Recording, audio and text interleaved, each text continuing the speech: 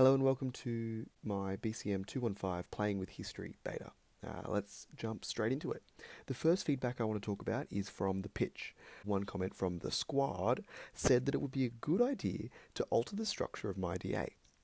I took their thoughts on board and decided to make 2 animated videos to be put on YouTube.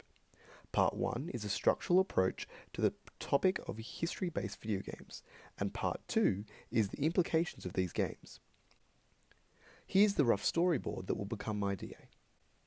Part 1 will begin with a little bit of an intro into something about how much I enjoy history games and why I've chosen the topic. Going into an introduction of what Part 1's all about.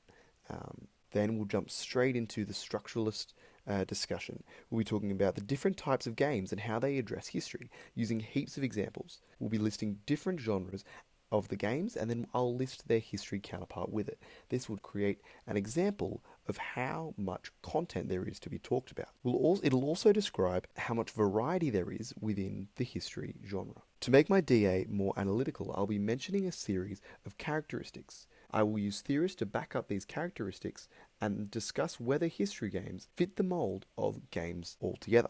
For example, the Magic Circle, with quotes from people like Christopher Moore, who says, "In temporarily putting the real world to one side, the player creates a new but fragile reality, one that is defined by the rules of the game and inhabited by the players." With analytical resources such as these, and others, such as the creation of virtual identity, I will come to the conclusion that all these history games are not divided by any of these characteristics, such as the fact that they're still multiplayer, they're still modded.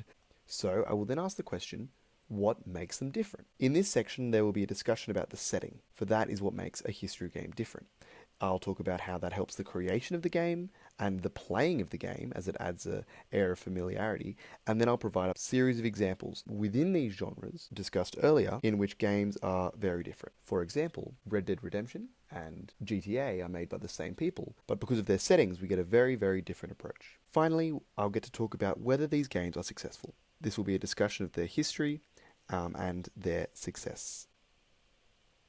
In part 2, in my second video, I will do a brief recap video, introduce part 2 and the ideas about to be presented, and then I will go into what it's all about. I'll talk about utility. It'll be a discussion about why these games are good for us, the implications of part 1. In this part, we'll talk about the idea that video games are a way to remember the past. Primarily in this section, I'll be discussing Battlefield 1 as my example.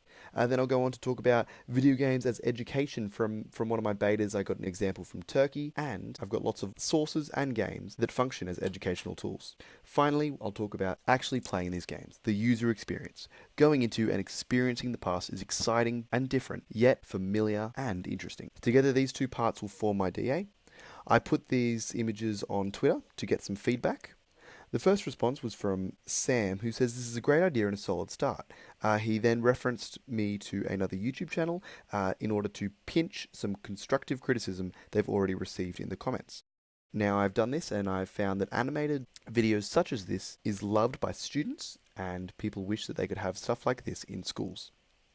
Another comment was talking about how that this storyboard itself looked really good. However, I should probably do some outlines of the graphics I want. I've also mentioned on Twitter talking about using Skillshare to learn to animate. I got a response about Skillshare from Asher, who said, "Give it a crack. I got used Skillshare for a while and lost motivation, so make sure you stick to it." He gave me some other advice about how to use it, so that's so far a good idea.